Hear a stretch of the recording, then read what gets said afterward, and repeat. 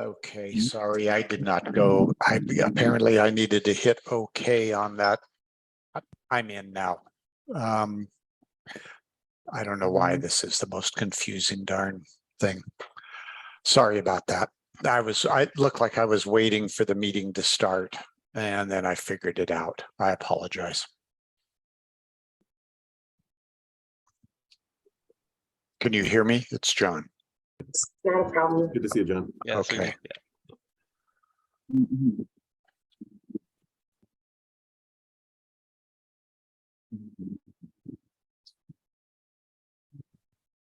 When you're ready, Committee Chair Chalmanak, feel free to call the meeting to order. I am monitoring the attendees to see if there's any other implementation board members.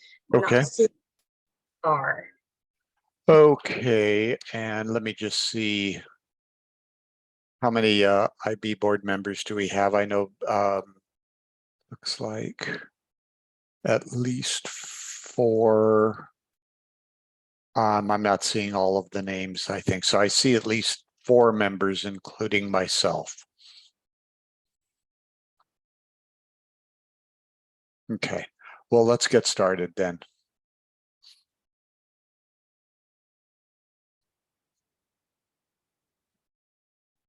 And we are live.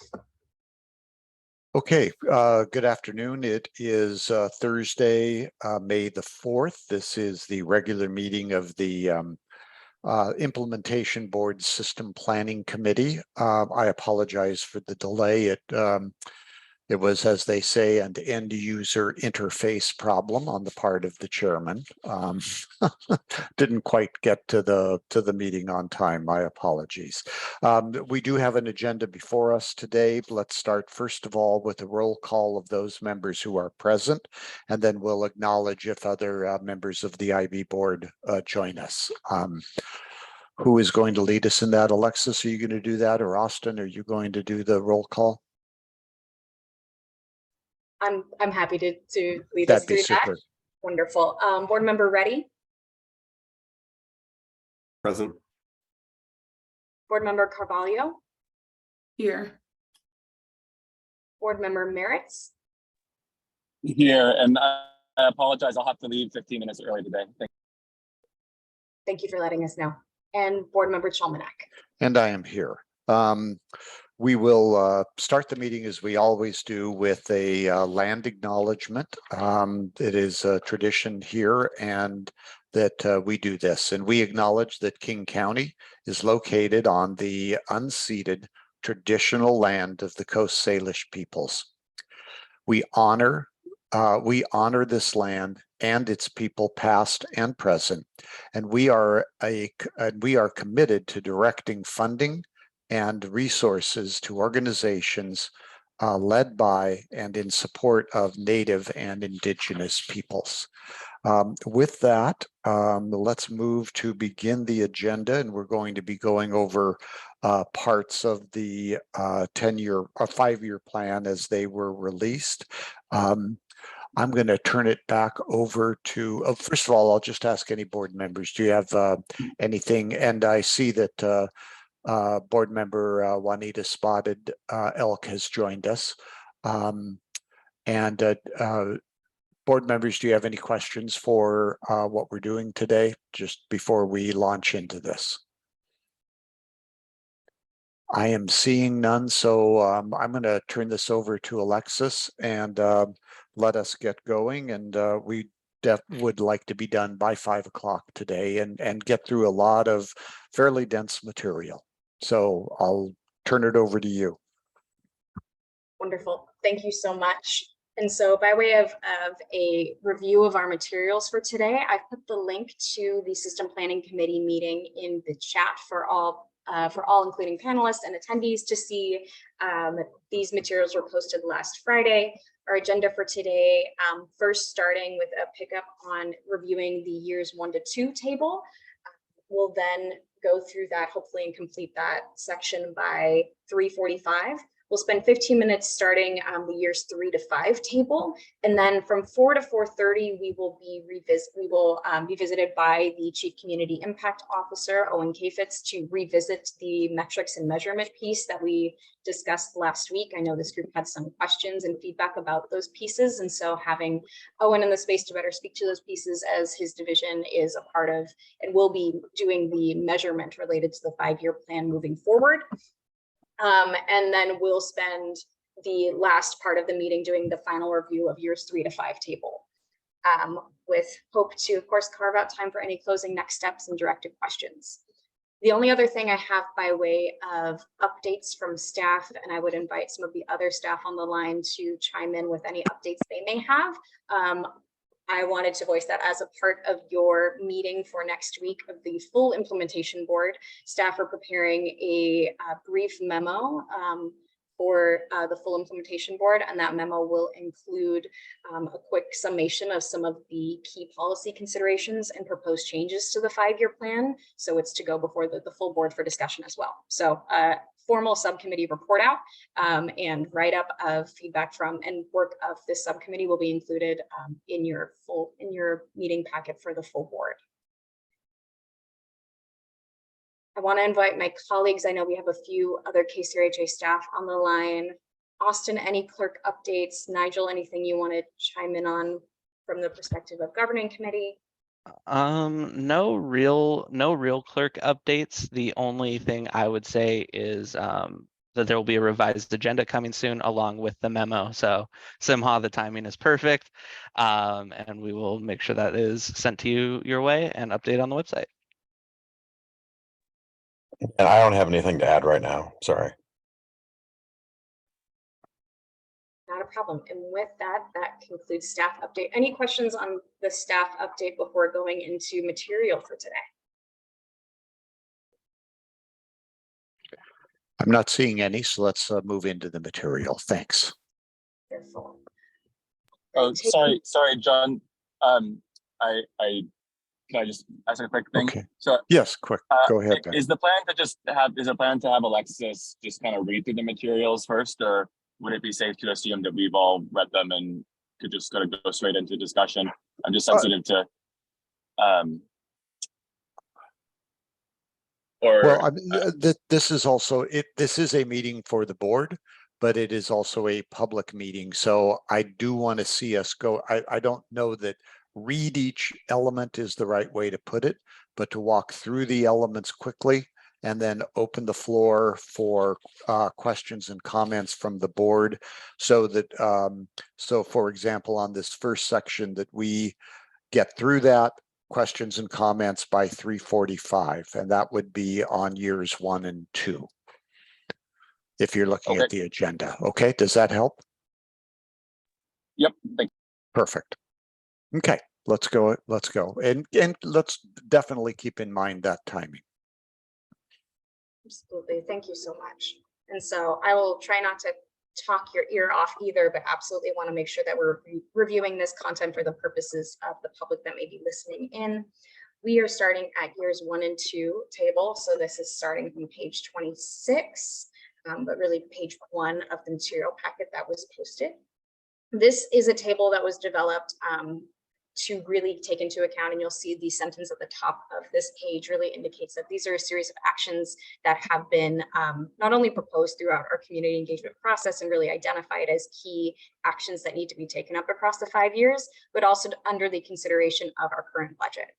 And so within years 1 to 2, I'm going to very quickly breeze through some of the things that have been raised and are included on this table. So key actions including things such as, taking us to, I'm going to do a quick walkthrough of how we've structured each of these items, so each of the columns, and then I'll do a more breezy overview of the content that's included here. So starting at the top, we have for years 1 and 2, we have enumerated these as 1-2A. And so this whole table includes this prefix 1-2 and then is sequenced by letter. So 1-2A has the key action, develop a real-time bed availability tool inclusive of all types of shelter and emergency housing. We've tagged this key action with the topic areas, data, and resource availability. And then we've written an impact statement, which is currently reads as insight into real-time shelter vacancies will allow for greater enrollments into the shelter system at any given time, which will improve our understanding of how many single adults, families, and youth may be accessing the system.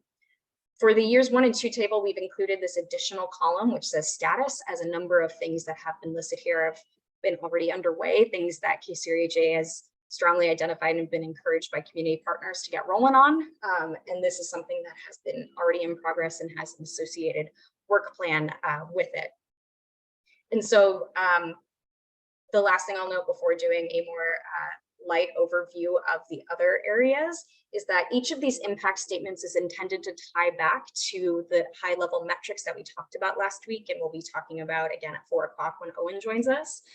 But you'll see the bolded section of the impact statement is meant to be that part that ties back to the overall system performance and metrics that we are including in the plan. And so with that, I'm going to now guide us through the rest of the activity. So I'll just be reading the key actions as opposed to doing the full read through of every column, and hoping that we can go through at least years 1 and 2, and then pause and have the board weigh in with questions and feedback on that section. And then we'll go through the same exercise for the 3 to 5 table. And so taking us to 1-2B, this is partner with behavioral health organizations to support connections to behavioral health services. 1-2C is partner with King County Behavioral Health Recovery Division and Public Health and Healthcare for the Homeless Network to improve communication, coordination, education, and information sharing across our homelessness response system for high acuity individuals. 1-2D is in partnership with local jurisdictions, provide expertise and support in an effort to increase temporary housing, sheltering, homelessness services while maintaining current level of services in every subregion. 1-2E is coordinate with faith-based communities to identify untapped physical spaces to be used in severe weather shelters. 1-2F is identify and evaluate spaces for severe weather with cities to expand indoor options during severe weather events. 1-2G is deploy coordinated severe weather response that incorporates innovative practices in response to immediate needs. 1-2H is expand severe weather contracts to be appropriately staffed during severe weather events and including evening support. 1-2I is incorporate allowances for severe weather shelter response for in existing contracts to support standardization of severe weather response. 1-2J is improve guest connection to services beyond the severe weather event. 1-2K is to align with city's comprehensive planning efforts for future development of temporary and permanent housing options. 1-2L is improve coordination between domestic violence and gender-based violence services to support families and individuals. 1-2M is enhance therapeutic support at existing programs for high acuity clients. 1-2N is to resource outreach services with appropriate staffing and pathways to housing options. 1-2O is increase capacity building support to buy-in for agencies that are staffed by and serving disproportionately impacted communities in order to expand their entrance into or expand their work into homelessness service work. And so I do want to take a pause on this one to provide an additional explainer here. You will see on the far right, this is marked as in motion, but we have an additional explainer here talking about how this work has begun, but really only in a limited capacity. This work has primarily been done through our community capacity team working with some of these organizations. And so primarily the expenditure here is around staff time, staff working with some of these smaller organizations through the RSFQ process. And so we wanted to make a note here that this can only be done in a limited capacity without additional funding. So wanted to clarify that point before moving forward. And then 1-2P is regularly evaluate our level of funding and percentage of the investment into programs and organizations and programs designed to support the needs of Black, Native, LGBTQIA2 spirit, immigrant, refugee, people living with disabilities, and people exiting incarceration. And then 1.2Q is expand administrative capacity to support the development of population-specific procurement, particularly focused on emergency housing options for trans and gender nonconforming individuals. And then 1.2R, develop funding opportunities for by and for organizations to expand culturally relevant approaches. 1.2S, expand outreach tailored to families experiencing homelessness. 1.2T, develop and implement a grievance process that is accessible, safe, and responsive to resolve client or funded partner concerns, problems, and complaints.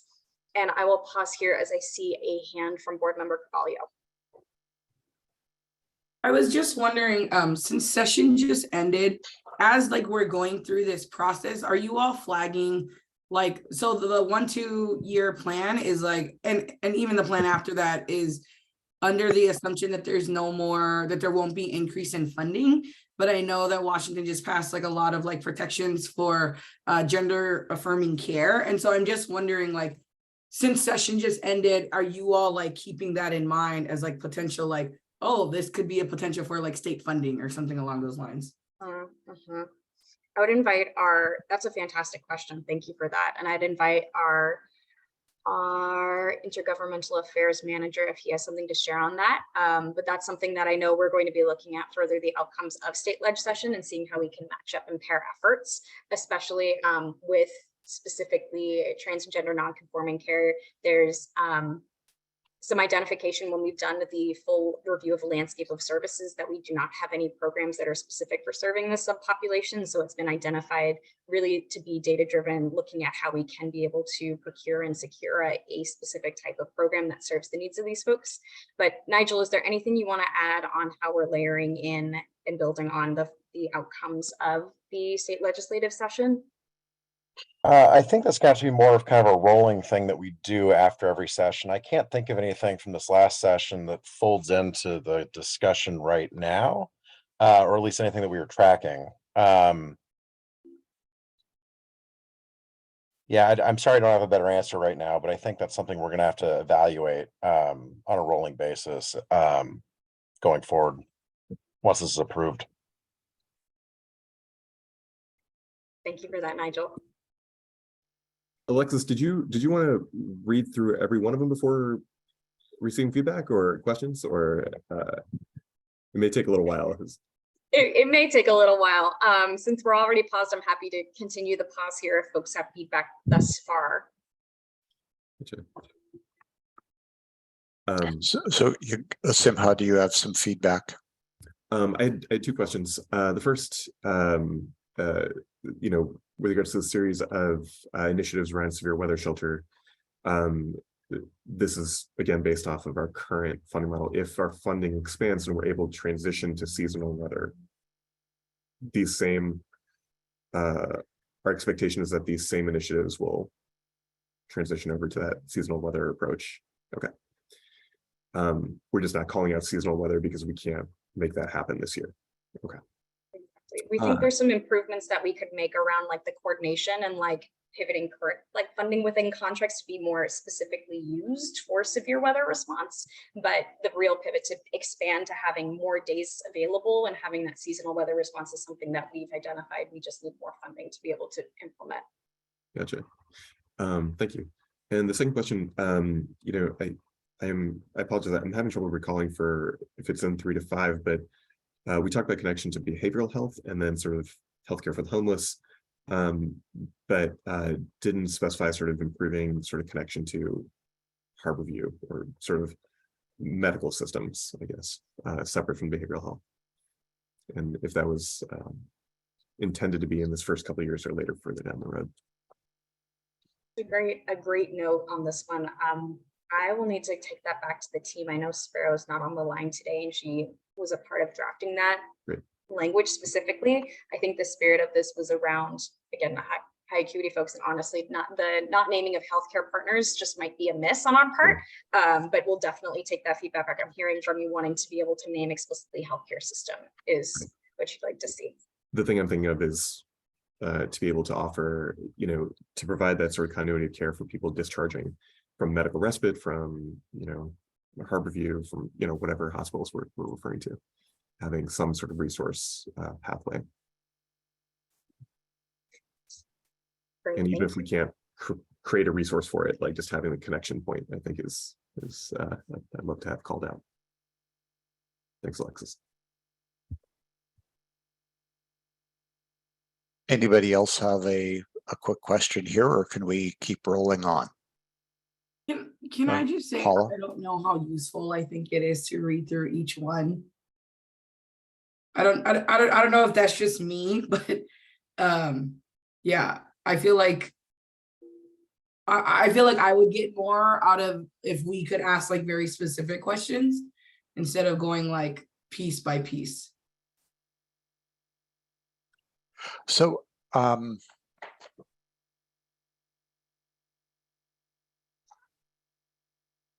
if you have a specific question on what's been covered so far, I would say this is a great time to answer it. We're sort of balancing two things. People who have read this material and want to get into the depth of it, and the public who probably has not done this. So public meetings serve both of those purposes. And sometimes they can be, that can seem as if it's slowed down, but it actually does bring the public along so that there is understanding. I would say just simply reading, I think we're going to get into this better when we get to the, at least I hope, in terms of the metrics that are going to be used.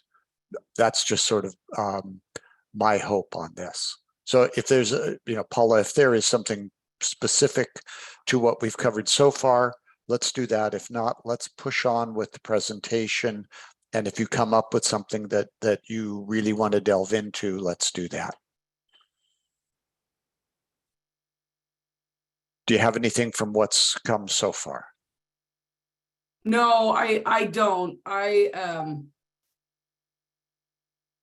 Yeah, I guess my question is, I understand the point, and that this is like a public meeting, but the public doesn't have the ability to ask questions. So I'm unsure like what is, and this document is public, right? Like people have this. So I mean, I'm all for it. If you all like it, I love it. I personally am like, I don't know what it does to go through each one if like the general public can't have the ability to ask the questions that they have. But Chair, I leave it up to you. I'm totally fine. And I will raise my hand when I have questions. Okay, excellent. I think that we should proceed. I think we don't want to bore people with reading each and every one, but I think this gives a breadth of what the agency is doing. And it is very broad, and these are things that we are doing in years 1 and 2. So let's keep pushing, and anytime anyone has a question from the board, let's jump in. Sounds good. Thank you all. And I see there's a hand from Juanita, board member Spotted Elk. Juanita, go ahead, please. Hi, I'm looking at the draft right now, and I just had some questions about the ombudsman part. Are we on that part yet? Great question. We are just starting the initiatives on the Ombuds office. Okay, I'll just wait. Thank you. Thank you. Great, And thank you. it's definitely appreciate it. I will try my best not to be boring, and thank you everybody for your patience. I can spruce it up. So with that, some of our initiatives related to the Ombuds office include deploying an effective communication strategy to ensure that the Ombuds office is well known and easily accessible, including the creation of centralized contact mechanisms, for example, a hotline. We also have having the Ombuds office provide regular reports to the implementation board on grievances filed and resolved by the Ombuds office, including relevant demographic trends and reports being filed. We also have standing up of an Ombuds advisory board, and then having continued so those are our Ombuds ones. I'll actually pause there. Board member Spotted, you mentioned you have some feedback on these. Yeah, I'd just like to find out more about this advisory board. How many seats and who will be on this board? That's a great Or I question. see it still in progress? Yeah, the design of this is still in progress. I know our chief ombudsperson, Katara Jordan, has been just starting the process, and she and her team had identified that this is something they wanted to do, but more detail to come. Don't have any details to share today.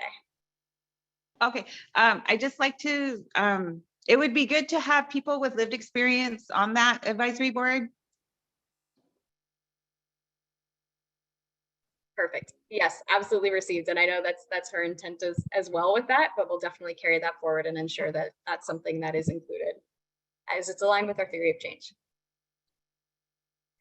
Can I ask on that question? What is the purview, not the purpose, but the purview of this advisory board for the Ombuds office?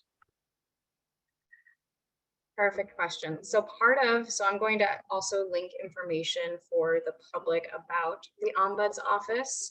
And so our Ombuds office is dedicated to improving our quality of services for folks experiencing homelessness around the county. And with that, people are encouraged and invited to be able to file grievances if they experience any type of mistreatment. There, people that are served by the Ombuds office include community members that are using services that are overseen or funded by KCRHA, as well as employees, funders, and contractors of KCRHA, and providers who implement services overseen or funded by KCRHA. And they're primarily responsible for inquiries, concerns, and complaints. So in the conversation with our partners over at the Ombuds office, they've identified wanting to stand up an advisory board to have an additional vetting mechanism as they are accountable to people who are filing grievances, wanting to ensure that some of these actions that have been identified here in terms of how communications are going out from the office and how grievances are filed and how the grievance process is for somebody who is going along the grievance process, wanting to have a body to be able to vet ideas from. That's not necessarily KCRHA staff, but rather a body of folks that would be utilizing the Ombuds office. And Thank you. just to add to it, I used that service and it was really helpful in my circumstances. And it was like a mediation, and it helped resolve it. And it actually, if it wasn't for the office, I don't think I got my emergency vouchers. Yeah, because they got lost. But yeah, it took a whole year.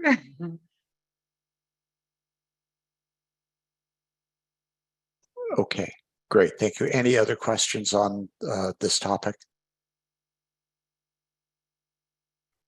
I'm not seeing any right now, so let's move on. Moving us into some of the initiatives related to coordinated entry, we have continuing improving coordinated entry mechanisms based on sub-regional information, as well as information from the Homelessness Management Information System, as well as with feedback from people with lived experience. Developing administrative capacity to support the advisory committee. The KCRHA advisory committee plays a role in overseeing functions of coordinated entry, and then reviewing and modifying the design of regional access points programs to improve folks' experiences with it and access to housing.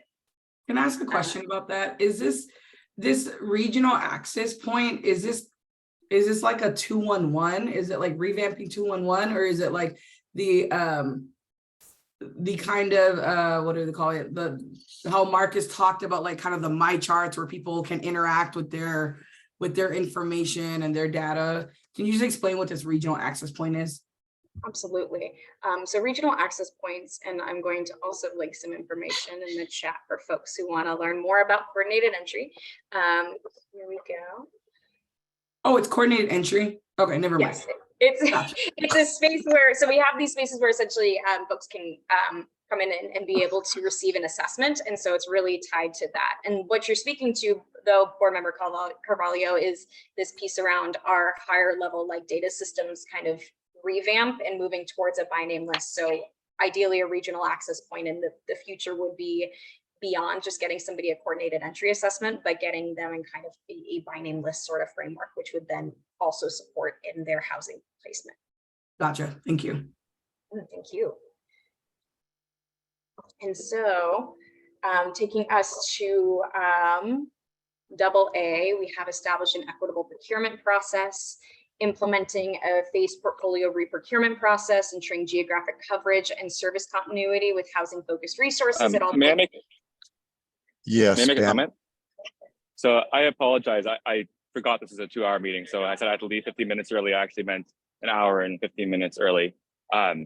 So I'm going to get on a plane, so it'll get noisy. So I just wanted to make one specific point now, if that's okay, about these 1-year plans. Go ahead. Yeah, go ahead. So I think these are all really great ideas in here. I think everything is definitely worthy, and these are all things that should be done.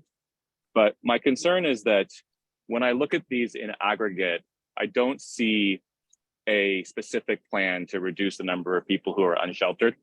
You know, for example, I understand that we don't have any places for unsheltered people to go at this time. And so I would expect there to be a major element to adding more shelters, which doesn't appear to be here. And there also doesn't appear to be any other specific things that we could point at and say, that's how we're going to get from X to Y unsheltered and make progress in the first year against our stated objective of ending unsheltered homelessness. So and that's not a criticism of anything that's on here. These are all really good ideas. I just feel that we have a lot of trees and no forest, or perhaps all forest and no trees.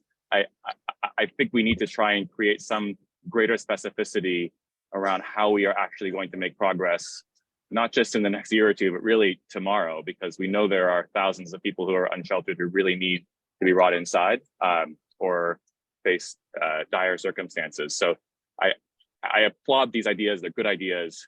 I'd like to see perhaps more specificity around our objective, and perhaps some of these ideas may not rise to the level of the 5-year plan. They might just be things that the authority does, you know, on its own as part of its general operating plan. But what I think we do need to have in here is specific initiatives that are going to directly lead to unsheltered homelessness declining. And I think, and Simha has his hand up, but I think it actually, it goes to a part of what is the job of the KCRHA, and is it the KCRHA that will be going out and figuring out a way to get more shelter, specifically by KCRHA funding it through our funders, or is it the people who have the money for shelter to create shelter going out and doing it, and the KCRHA helping to utilize that shelter? And I think it's a little bit of both, but I'll stop there and I'll add Simha to his comment here. His hand is up. Thanks, John, and thanks, Ben. I think this idea of like always bring it back to the mission, right, makes sense.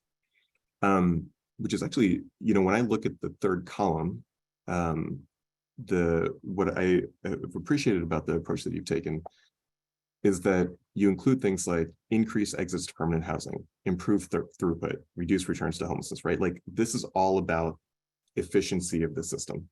Like every one of those things speaks to, even if it's sometimes a little hard to put quite a number on it, right? Like this will improve efficiency by 3%. But that's what this is. This is improving throughput and efficiency, getting people housed, right? Like in Juanita's example, right? Like an ombuds office isn't just like a moral necessity, right? Like to have a voice for people, it's because it makes things work better. You hear people's concerns, you go and get them fixed, and then hopefully improve the system. So it's not always about just adding more physical beds. It's about improving the efficiency of the beds we have now. So with more effective beds, I guess. And maybe I want, you know, I don't know how we can sort of pull those out, right? Like here are the tags that actually we think most directly focus on efficiency. There may be others that focus on that expansion, you know, when we get more funding or whatever it may be. But that was sort of my response to that. I do think drawing back to the mission is important, and finding a way to sort of connect that efficiency piece to that is make it more explicit, I think is helpful. Paula or Juanita, do you have any comments here? No, okay. Juanita, I'm seeing Paula shake her head no, but do you have any? I'm actually curious, Ben, I'm curious your thoughts on that sort of response, like this sort of idea of efficiency mattering and initiatives focused on efficiency. Thanks, Simha. Efficiency definitely does matter, but my concern is that really we could do all of these things and still not make a dent on sheltered homelessness, because without more places for people to go, there will not be anywhere for people to go. So these seem like all worthy initiatives that we should be doing, but I just don't see any of these making a direct impact on the one metric that really matters for us. I did want to give Juanita a chance to weigh in. I see her, she came online here with her picture, and then we can circle back on this if she has a comment. I think those are good questions that Benjamin is raising, and to always want to be more effective. And I think Paula also raised, making sure we're engaged with the community and the public and answering their questions and being transparent. And also getting, I think, the work that was done in collecting, I think that always has to be ongoing. It's just not a one-time thing, right? Because if you're doing an analysis of what is needed, and it takes everyone collectively in our community and being all addressing the needs of the people, being able to save lives and put people in safe places, whether it's detox, hospital care, inpatient care, especially for psychiatric, and I believe the mental health is really, there's such a high need for it. I was on the bus the other day and it just breaks my heart. A young man was, I don't know, he was under the influence of something, but I don't know if he was developmentally disabled, but he was having a hard time. And I was looking around and it seemed like nobody cared. And I told the driver that his passenger needs help. And it looked like he was mentally, like he was just not stable, and just having a breakdown.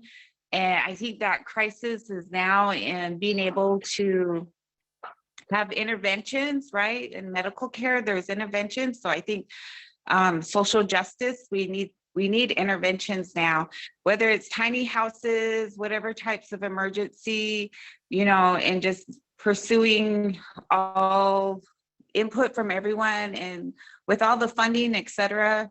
I think these are, you call them initiatives, and being able to, there should be an advisory board too. The Ombudsman office has an advisory board. Maybe there needs to be one for emergency housing services, in the sense where that work is being done constantly, and rather like we meet once a month, right? And we have this system planning once a week, and where there's other people that are doing 24-hour day, night, severe weather, being able to have emergency 911, type interventions. But anyway, I think those are really good questions, and being able to get a little bit more specific, detailed, it doesn't hurt. And to listen to one another is really good, because I'm going to get sure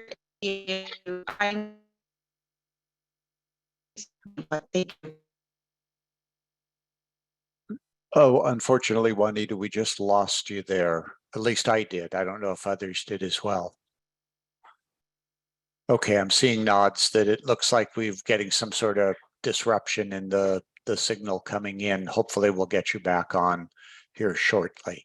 Any other comment as we go forward? Okay. I would suggest at this point, let me just see something. We are at, well, we're at 3:45. How much more do you have to go? Alexis? Let's see, I think we have just about, oh gosh, I can't do quick math. Here we go. A couple more pages. I know we can breeze through these quickly and maybe get them wrapped in the next 5 minutes. I will note that the sections 3 to 5 are briefer. It's shorter. Okay. So that section might not, right now they're allocated for the same amount of time. But in reality, that section might take less time.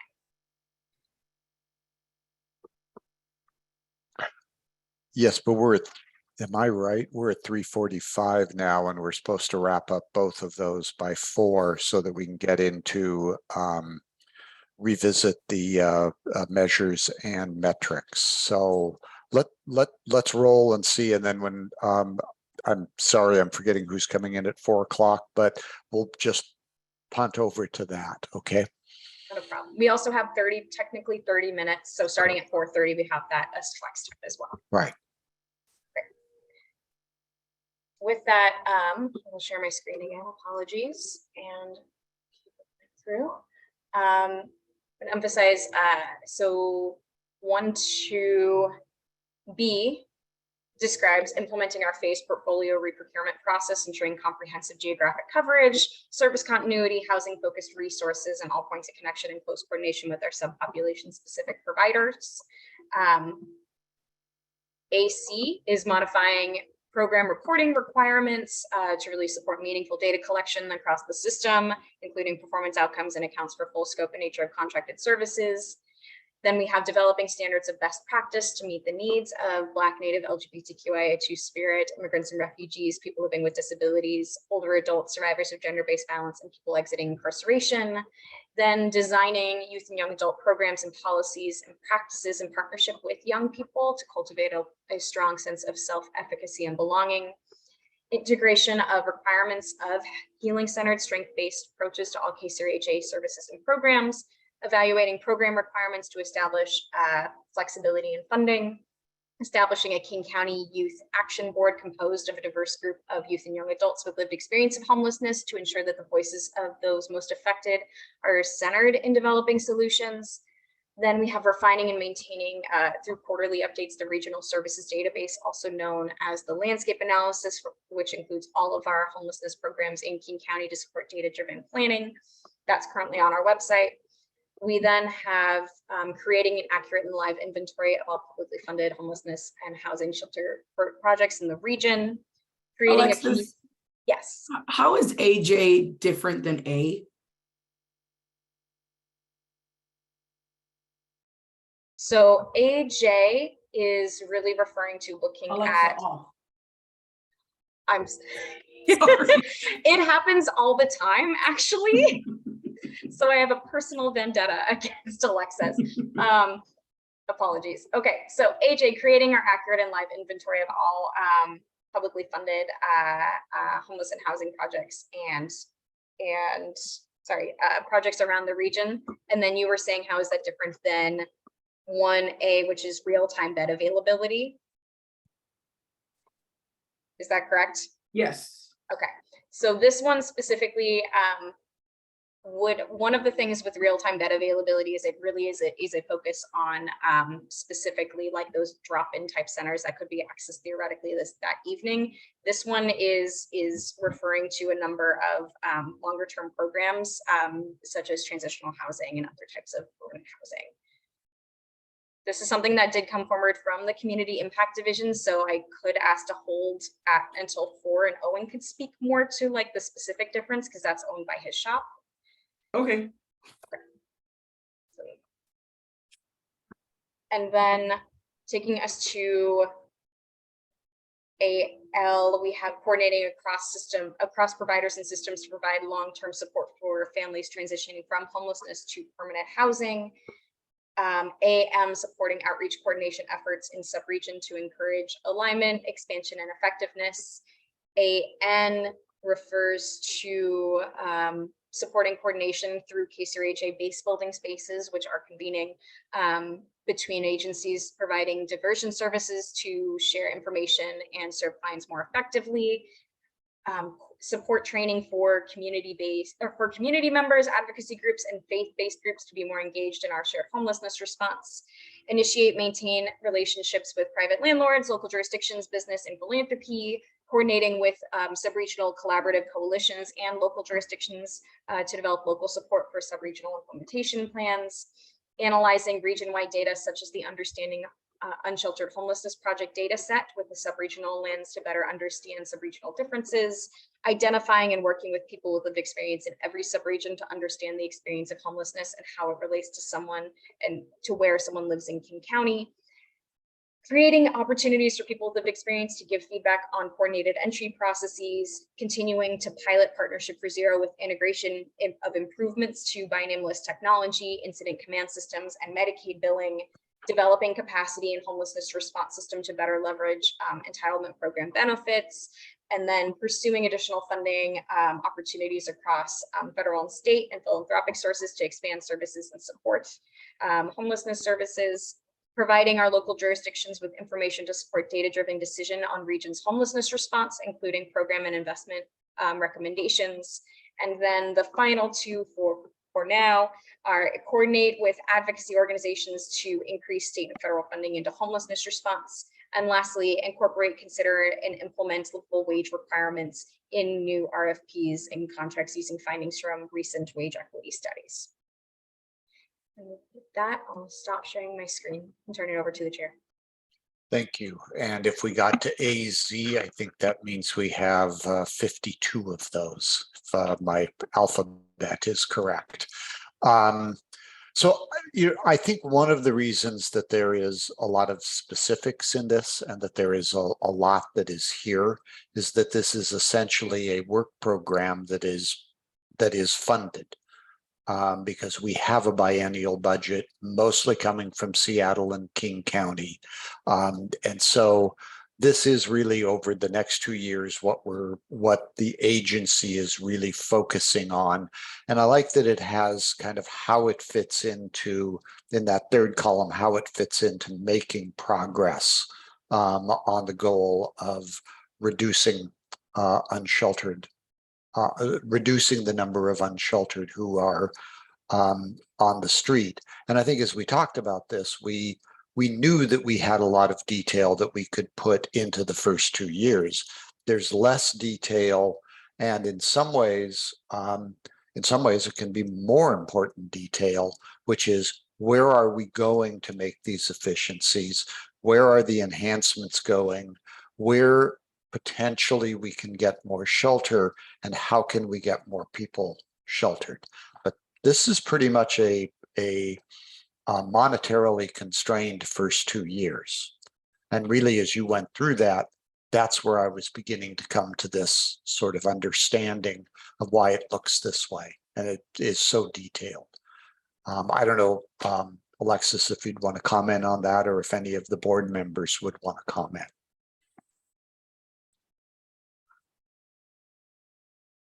I am not seeing anyone. I'm just gonna Go ahead, sort of, Simha. share that.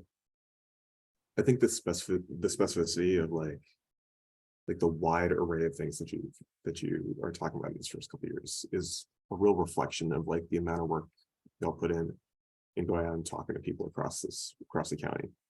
Like these, at least as a service provider, this feels like it reflects a lot of the challenges that we face day to day.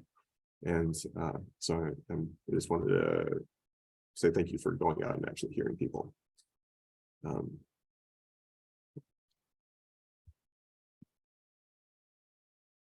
I think that, did I see it? I thought I saw in the chat that Juanita had to drop off. Paula, did you have something to say?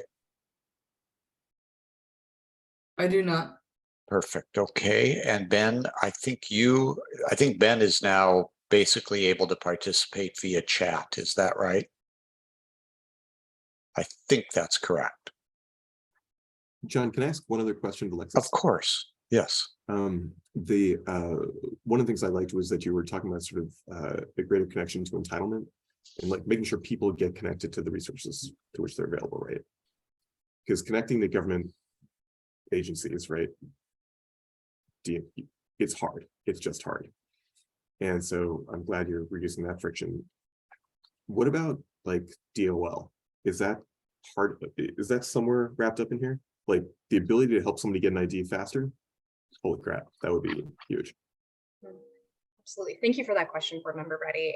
And yes, I know we've talked as a board about some of the Medicaid strategy pieces that were discussed, but one thing that we've also been identifying is how we can better leverage other types of programs, such as ensuring that folks are enrolled in benefits such as SNAP, helping support any type of DOL programs as well. I think another piece of this is then around for veterans, being able to ensure that vets experiencing homelessness are connected to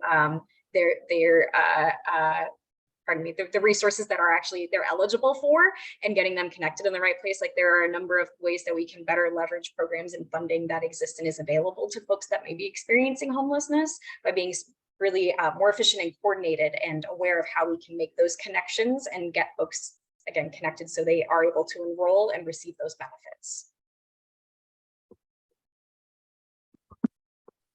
Okay. So we have just a couple of minutes here before we get to 4 o'clock.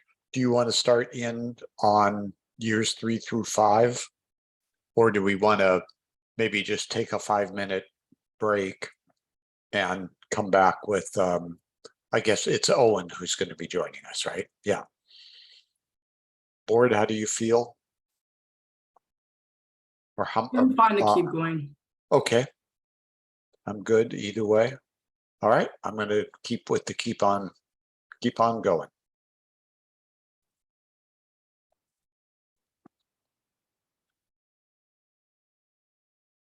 I'm muted, apologies. Taking us to years 3 to 5, this begins on page 36. With that, we have 3 columns within this table. Again, looking towards the future. And we did model this table, again, assuming that there are no increases to program or administrative budget at KCRHA in the next biennium. Did not want to overplan for the future. We can't predict the future, so wanted to make some conservative estimates just around what we would include. So you'll notice that a number of these initiatives fall within this category of having them years 3 to 5 because perhaps they have a predecessor activity, so something that needs to be done in years 1 to 2 in order to make it happen in 3 and 5, or it's something that had not been identified as like high priority, but it's something we've identified that definitely needs to be done in the next couple of years. And so I'll breeze through these actions. This table is not as lengthy as the first table. And so taking us to 3-5A, we have developed by name lists for each household type, family, single adult, and young adults. And then we have partnered with technology leaders and developers to create a platform that allows for participants to see and interact with their data. Consolidating all severe weather response functions for those living unsheltered to support a centralized response and really having true standardization across the region. And then pursuing sub-regional agreements with our sub-regions to look at pooling, how we can pool funding for homelessness services, expanding funding support to implement evidence-based strategies and programs that serve families, and then in partnership with organizations surveying historically marginalized communities, developing an inventory of successful approaches and best practices for other programs to integrate, developing qualitative, quantitative evaluation tools to understand how these approaches may work for historically marginalized communities, developing pathways for immigrants, refugees, asylum seekers that consider the varying levels of eligibility and documentation requirements, changing the eligibility requirements for diversion resources to allow for those at risk of homelessness to access diversion services rather than exclusively right now as it stands for people just currently experiencing homelessness, increasing provider access to diversion training to ensure best practices are followed, removing 30-day to 45-day time limits to complete diversion training and accommodate households with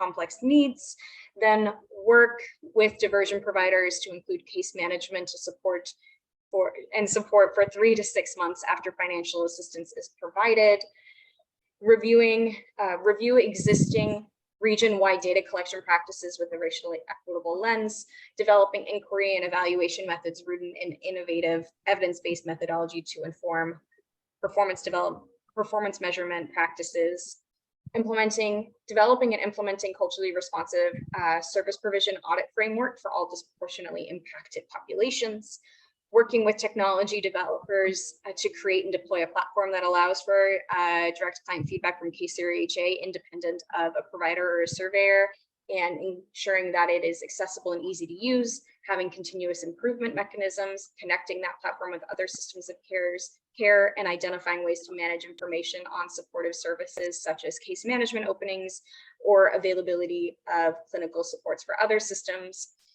Develop processes to ensure units in the region are filled through coordinated entry, implementing effective coordinated entry compliance mechanisms for all housing programs in continuum of care, establishing a data connection between homelessness system and school districts to improve reporting and prevention, identifying and supporting implementation of clear policy and programming strategies to engage families identified as experiencing homelessness by schools and support them with necessary supports.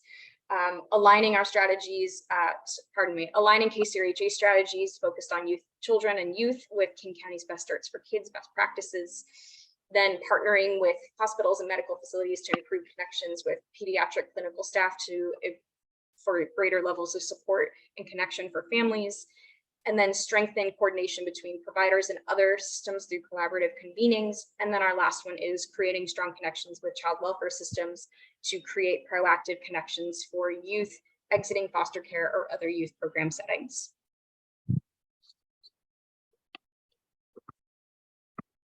Okay, okay, I'm off mute. Any questions or comments on the 3 through 5 year plans from the board? Simha or Paula? I know Ben said, Nope. Okay, Paula? No, I have no questions. Okay. John, I was just gonna say, Yeah. It's a huge body of work. Like, Right. this is a lot. It's a lot, and I'm glad of it. I'm glad we're laying it all out there. No particularly wise comment. Just wanted to share that's a hard road Well, ahead. I think that as we look at this, this was a somewhat financially restrained look, if I understand correctly. There might be a little bit, we're looking at this from sort of the status quo moving forward. And I guess one of the questions that I would have is, what are the major changes from status quo going forward that we would request? Looking at the plan, what does it tell us about how we need to change our strategy for seeking funding from the two governments that primarily fund us, and from the state and federal funders? I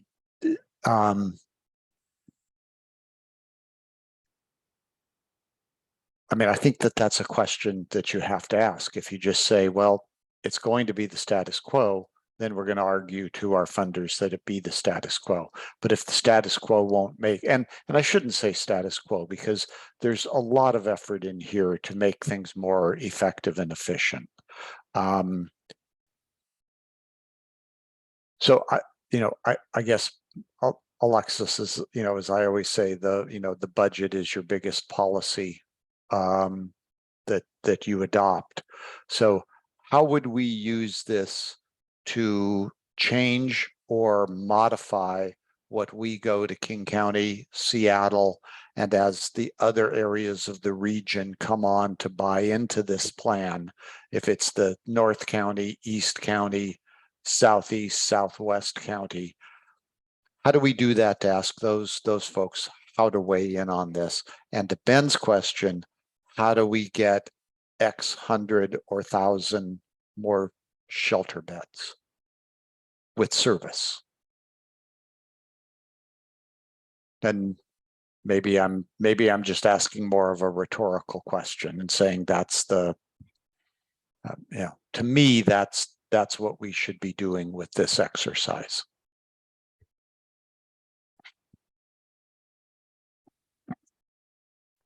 Okay, well, that went Fantastic. over well. No, I can respond a little bit to that. Okay. And also noticing apologies that Owen has joined us. I And think in Owen, many yeah. ways, I know in one of the memos that we provided to you all in April, also which was an initial identification of these strategies for years 1 to 2, 3 to 5, and we identified some go-for strategies for funding. Part of that was to really set the stage to say, should new funding become available, these are areas we would want to put funding towards. And that having that as a part of the plan, I think we've tried to be responsive to a lot of the feedback around wanting to ensure that we're creating a plan that's that we can implement and is realistic, while also doing our part to create more efficiency in the system, make sure that things are functioning as they are. And there's some major restructuring things that are included in this plan.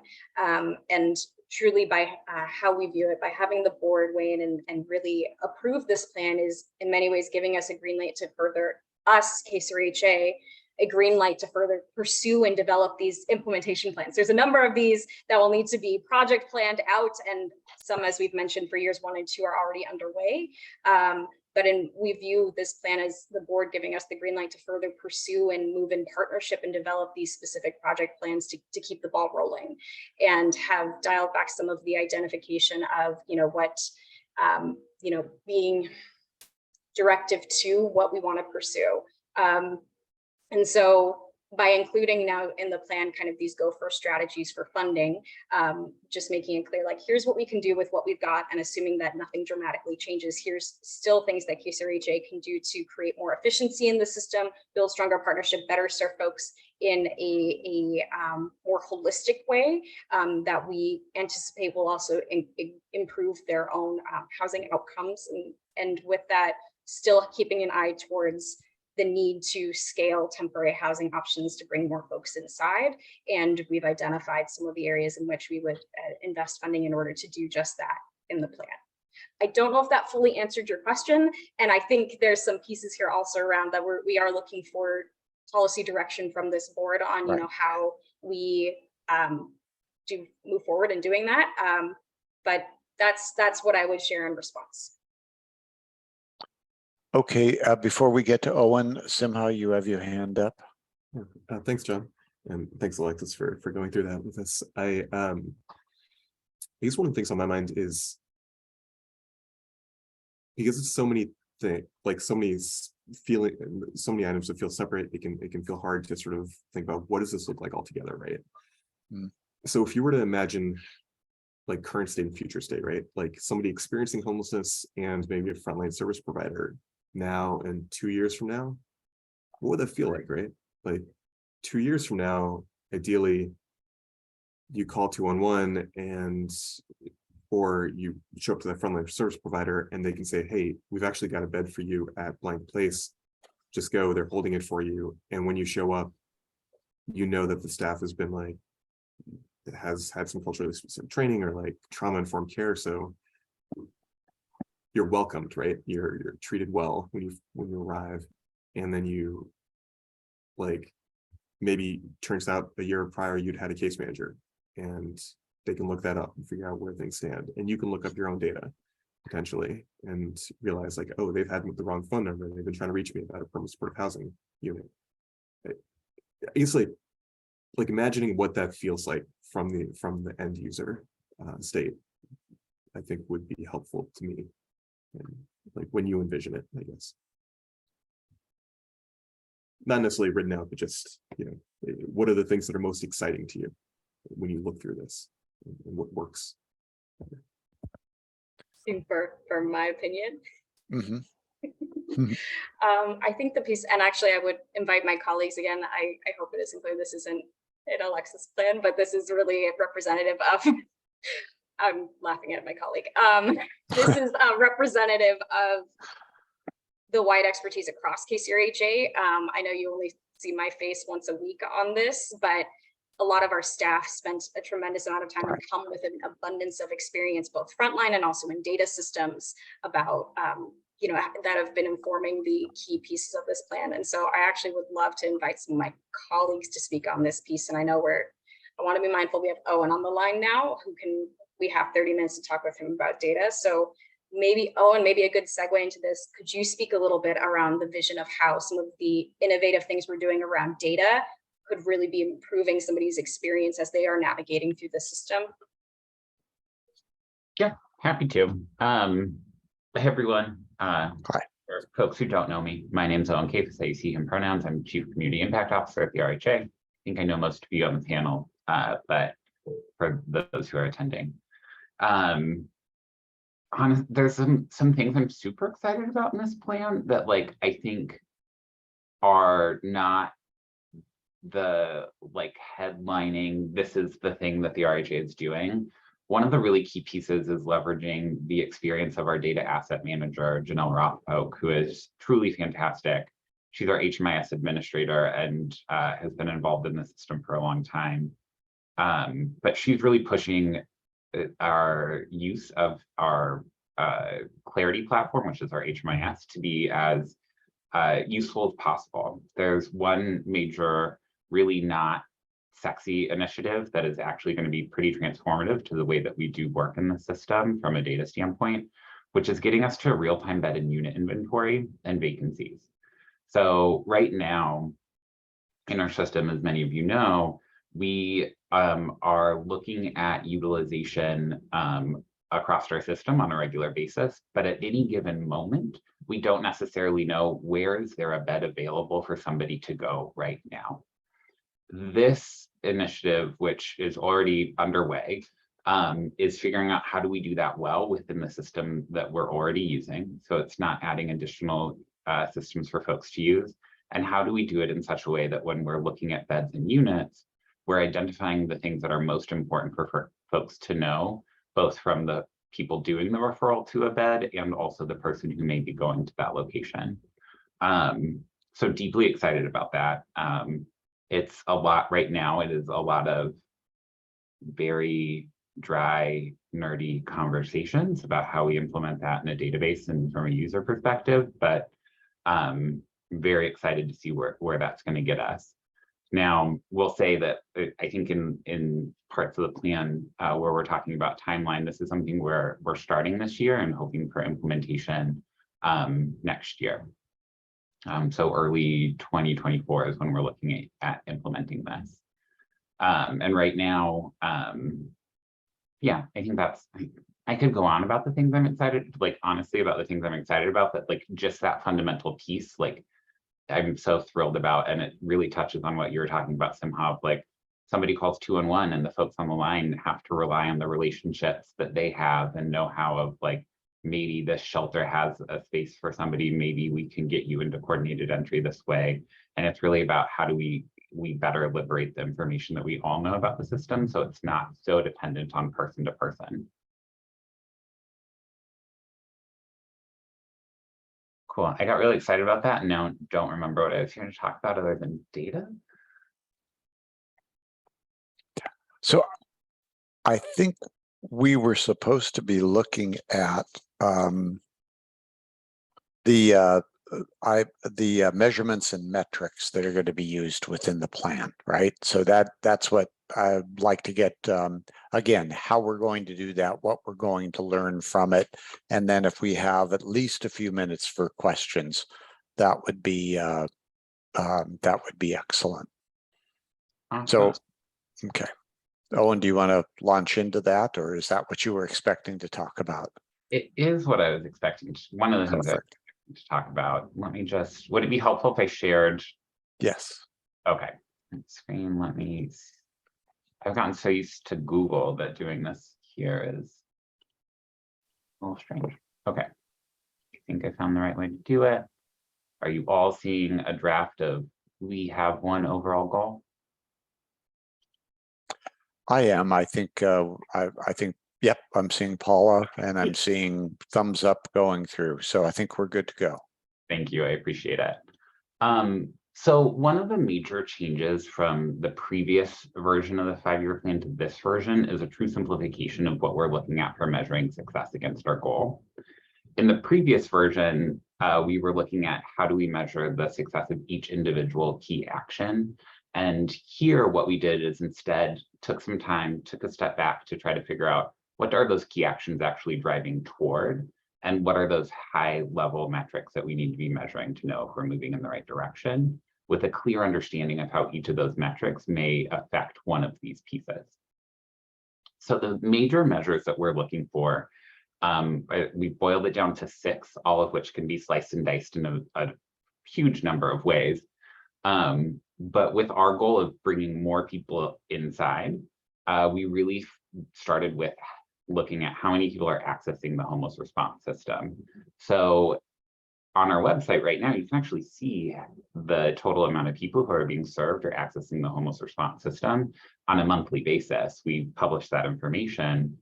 And what we will see when we expand the system, and anytime we're adding additional beds, units, shelters, we're going to see that number likely go up for a period of time. We know that there are too many people not touching the system because we do not have enough resources. So we're going to be looking at how many people overall are accessing the homeless response system on a regular basis.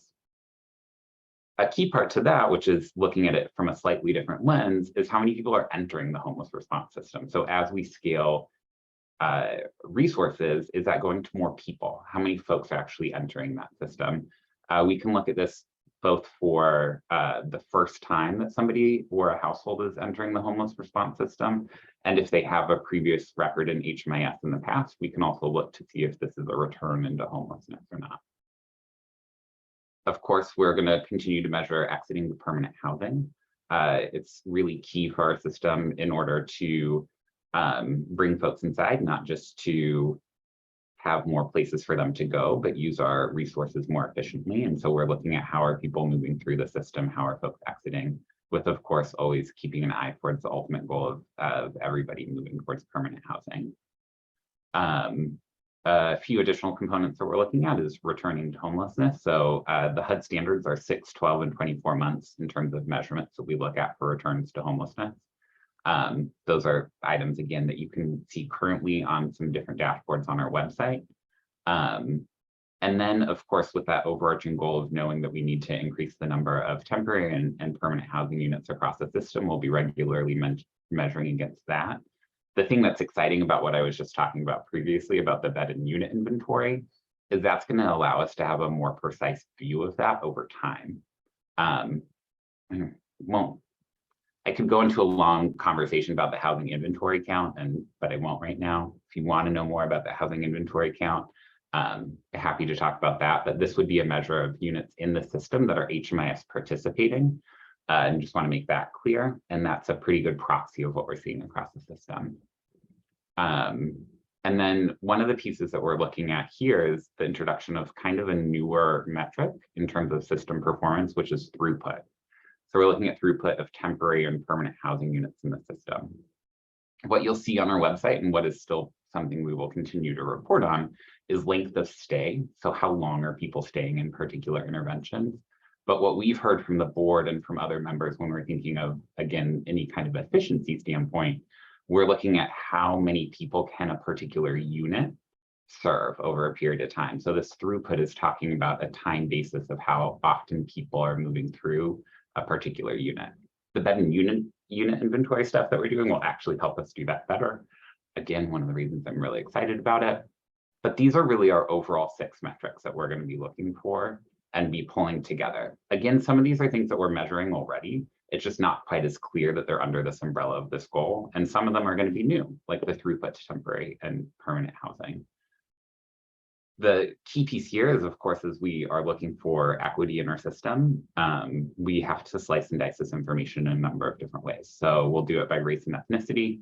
We'll look at different household types. We know that within our larger system, there's actually a few subsystems around families, single adults, and youth and young adults. And then be looking at this by the program type. So what you'll notice under that program type is we have emergency shelter / housing there in one bucket. As we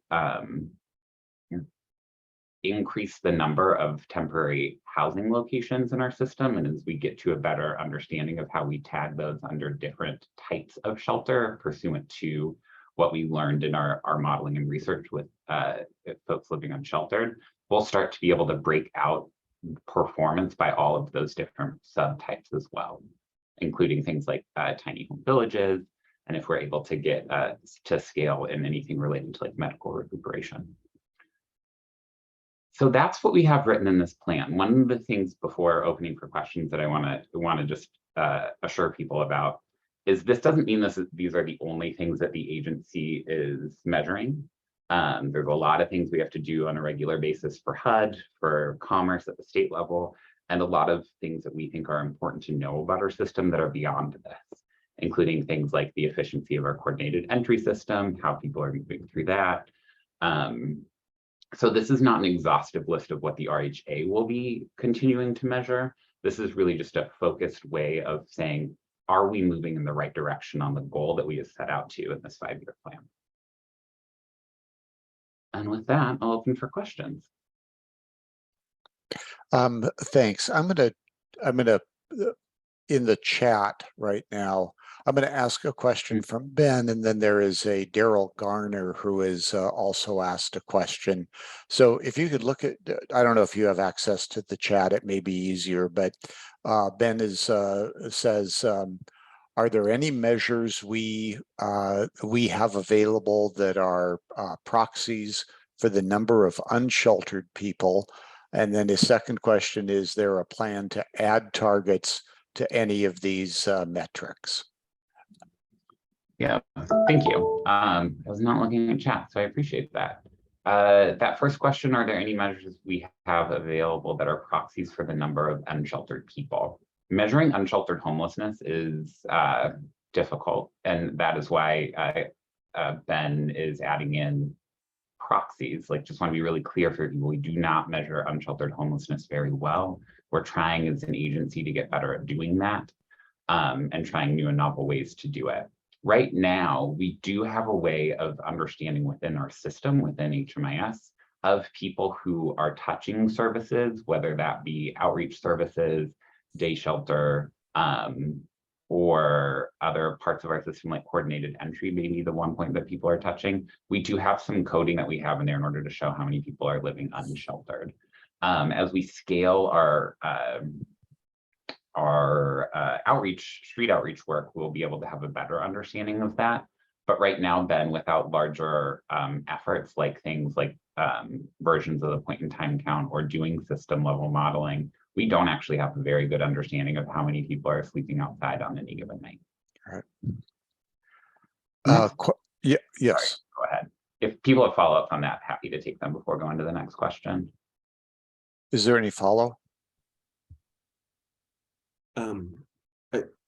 Owen, how in that system modeling piece, how far can you get when you know the number of people passing through a system and know the amount of time that they have spent homeless, in terms of modeling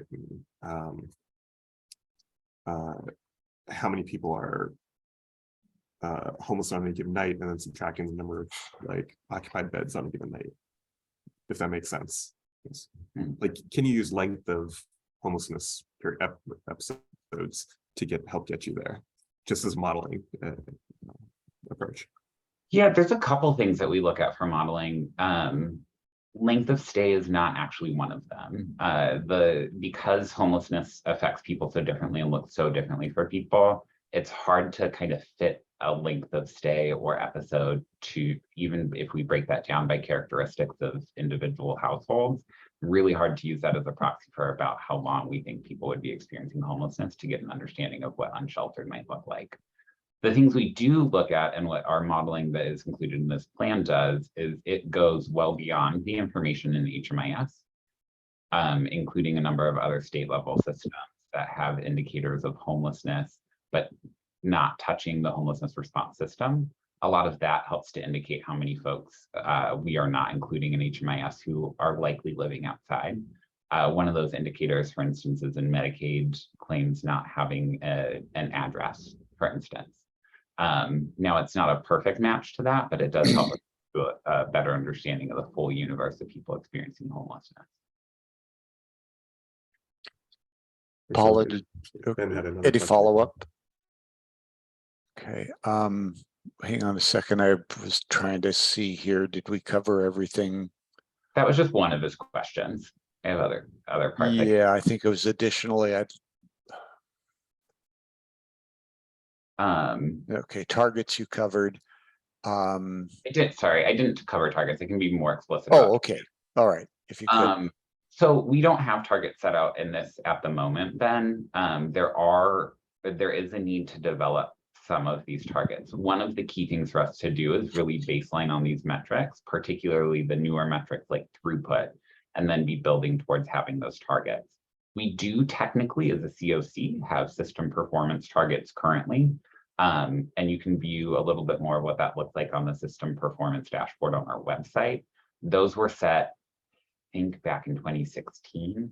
And really focused on 5 system performance metrics that are aligned with HUD system performance metrics. So exit to permanent housing, move-ins from literal homelessness, utilization, returns, and length of stay. And there are targets broken down by individual program types and population. And that's what's reflected on our website right now. A lot of work went into getting to those targets. And so one of the things we're trying to do, particularly as we move towards something like rebid, is figuring out really what those targets need to be. Now, one of these obviously does have a target associated with it loosely, which is gating units in the system. And we have a way to start from there, but we do need to be able to get some trend information around these in order to actually build towards those targets. To your point about utilization, oh yeah, critically important. Our utilization rate is critically important as we're looking at. And so what I was saying is we're not looking at, we're not limiting what we're looking at to just these. We'll continue to have information on our website, particularly around the 5 system performance measures I just talked about. And that does include utilization broken down by housing type. So that would include emergency shelter. Okay, and there was another question from an audience member in the chat, Darren Gaynor, I believe is the name. Are there reservation systems similar to what hotel industry uses that could be used to integrate and leverage HMIS, HIC data for real-time housing shelter placement? And I'm not 100% positive if you're prepared to answer that question or the right person to answer it, but I'll leave that open at the moment. Yeah, I'm happy to give a brief answer to that. Aaron, thanks for that question. There are some systems that different COCs have used around more of a reservation model for these. What our approach is, in order to allow for more of a referral-based system where we're finding locations and appropriate placements for folks, we're getting to something that's actually similar, but not exactly a reservation system, so that we are making referrals to locations and then the location is able to pick up that referral. So the real-time bed and unit inventory thing I was talking about earlier helps us get in a step much closer to a system like this, but is not exactly parallel to a reservation system. So let me ask a crazy question related to that. If there were a reservation system, and I believe what you're looking at here is I can go online and make a reservation to stay somewhere for a week or whatever. If that is not going through a central area like KCRHA, are we losing a data link if it's being done separately? Potentially, yeah. And so we're not looking, well, I will just say as a person who oversees data, I really don't want to spin up any systems where we would lose access to data. Right. I want to know more. But I think what Darren's asking here is like, is there an integration component that would allow us to better leverage the information we're collecting and use? One of the real issues with the reservation system and in what you were just talking about is that we do have some contractual obligations with money that come to us about the referral pathways into shelter beds. An example of that is Hope Team Set Aside Beds make up a large number of our shelter systems here in Seattle. And the referral system allows that to be maintained. So allowing not somebody to directly put in their, like just, there's a vacancy, I as Owen will sign myself up for that vacancy and go. It instead maintains those referral pathways that allows for some prioritization of people into those units. And while we maintain a scarce system of unit availability, that need is likely going to maintain. Okay. Thanks for that. Paula, did you want to weigh in and have any question or comment here?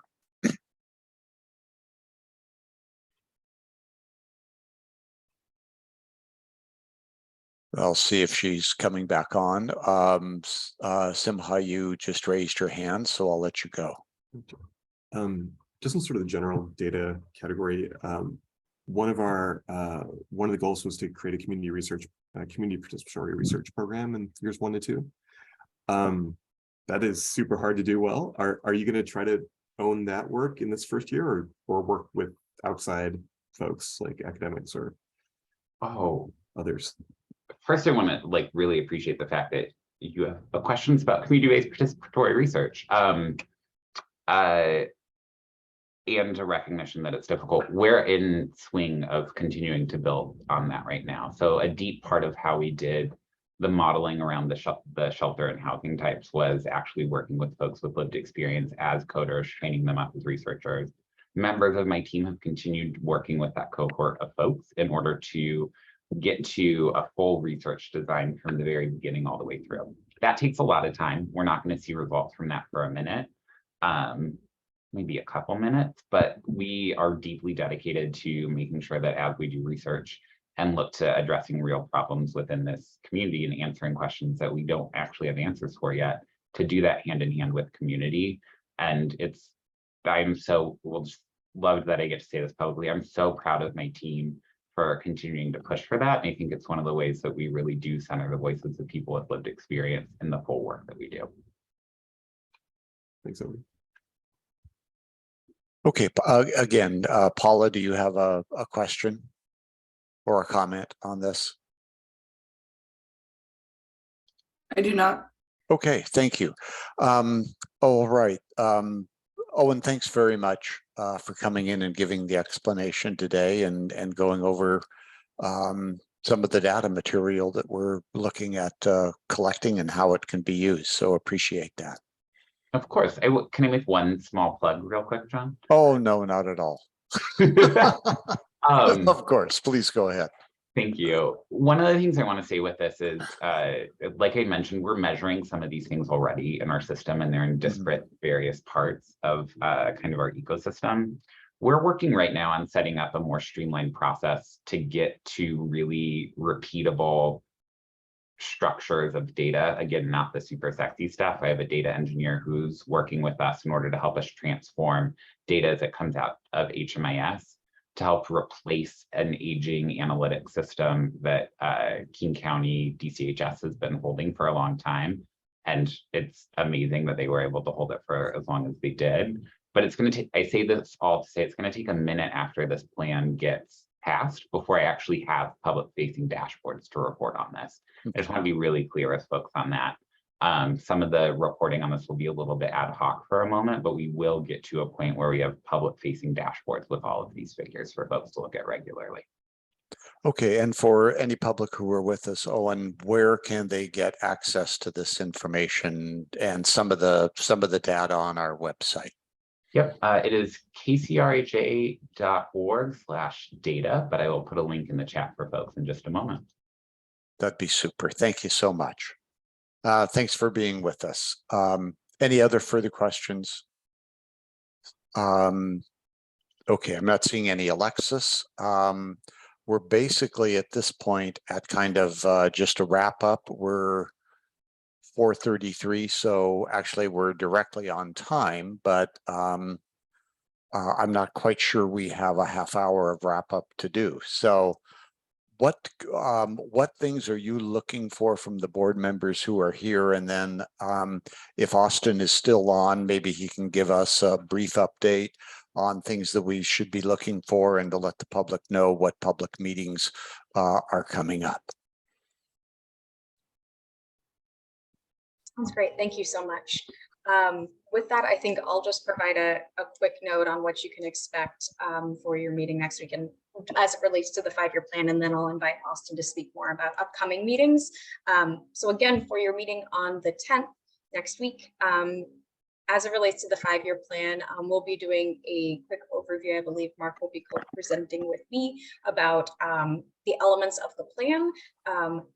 Also within your meeting material packets will include a memo and a summary of some of the key issues that have been raised within this subcommittee. And the crux of the discussion for the full board is some of these matters related, like the policy matters of the plan. Again, we as staff are looking for policy direction from you all as a part of the plan for some of these key areas. And so wanting to bring kind of a report out of the conversations and issues that have been raised here in this subcommittee to put before the full board. With that, I'll turn it over to Austin to speak more on upcoming meetings. Yeah, so as Alexis mentioned, we have a upcoming meeting on May 10th. That will be the regular meeting of the implementation board. There's going to be a lot of things to talk about, including the 5-year plan. And then we're going to have another meeting on the 16th. That's going to be the budget meeting, the budget committee meeting. We're going to be open to the public, and that's where we're going to be discussing contracts and stuff more in depth and have more of a Q&A as members want to learn more about that. And then on the 19th of May is when we are going to be having the IB vote on the 5-year plan in a special meeting session. So that's kind of the overview of what the IB has from a top down. So. Yeah. Okay, and I know we've had a situation with not having full membership from the LEC. Yeah. That has, I understand now, is almost or has been solved. And could you give us an update there? Yeah. So the full members. So the people with lived experience represents 3 members on the implementation board. We had 2 of the 3, which would be Rankin and Spotted Elk. And then Brandon was already confirmed by the GC, but never got the official nomination from the AC. And then yesterday, the official nomination came in. So Okisha Brandon is fully seated. So we have all 3 seats filled out. And then we also have 2 alternates, but Zaja is also the only confirmed full alternate. And if the bylaws pass, Zaja could fill in for any of the 3 lived experience that's needed, because the alternates will now act as a slate and not necessarily directed to one. So okay, so good to know that I know that there were some concerns that, you know, I'm not quite sure which meeting it was, but we've had a few of them that had not been resolved. So I'm happy that has been resolved. Any other issues that board members would like to bring up, or anything that staff would like to? Yeah, Austin, you said there's a budget meeting that's public? yeah, so on the 16th we are going to have, there's a time that's always dedicated to the budget meeting. However, they don't always meet, but we're going to open it up to the public as well. So we have all members drop in. This is specific to the contract questions that have been getting asked and contract handling and like what the process is and all that stuff. So it's mostly we're using the time that was dedicated for the budget meeting for the contract discussion. Since the budget's already going through the motions, there really isn't any like budget discussions. However, this contract discussion falls pretty hand in hand with it. Did the invite come out? Because I don't see it on the calendar. It should have been. I will double check and follow up after this meeting just to make sure, but it definitely should have been. I had not seen it. The last budget one I had was for the 2nd. Okay, I will make sure that gets to you guys tonight. and could we make sure that the link comes out? I mean, the one for the 2nd came out the morning of the 2nd for the afternoon of the 2nd, although there may have been one that I missed prior to that. And so that makes it pretty tough to join in. So if we can make sure that we have that, and then the right link is sent out just prior to the meeting like we did today, I think that really helps us all connect in. Yeah, absolutely. I'll make sure that gets done. And- And then just flagging, I'm going to be out of office tomorrow, except for the drop-in session at 1 to 1:30 to discuss more in detail for any board members that are here or not here about the agenda for the May 10th meeting and approve it. Okay, perfect. Any, Alexis, do you have anything? I think just as a reminder, you all are slated as the implementation board to take a vote to approve the 5-year plan as a part of your special meeting on the 19th. The governing committee is slated to vote the 1st of June, Right, the final stretch. okay. I want to correct any the of- record yes. really quick. I Okay. got the 19th and the 16th meeting mixed up. So you have the 19th invites. You don't have the 16th invites. I'm going to be sending the 16th one right now. I Okay. apologize greatly for that. No, that makes sense. And we're beginning to get enough meetings that it's even hard, that's hard to keep track of it in our inboxes, at least for me. That may be a function of age. Anything else to come before us today? Any other comments? Again, thanks. I do want to thank Paula and Simha, also Ben, Christopher, Juanita, and frankly, Okisha, who have been pretty regular attendees at this meeting, so that we're able to keep this this process going. It really helps staff, I think, be abreast of what at least some members of the IB are thinking about. It gives an opportunity to get some of the strong detail out to the public, and I think all of those things are good things. And then I do think we just all need to be prepared for a pretty important meeting on the 10th. And I'm hoping to get these dates right. And then that final vote on the 19th. So appreciate all of the work. Is there any objection to us adjourning the meeting? I am seeing none, so I will declare the meeting adjourned. Thank you again for all of your participation, and thank the public for your participation in being here. Good night, all.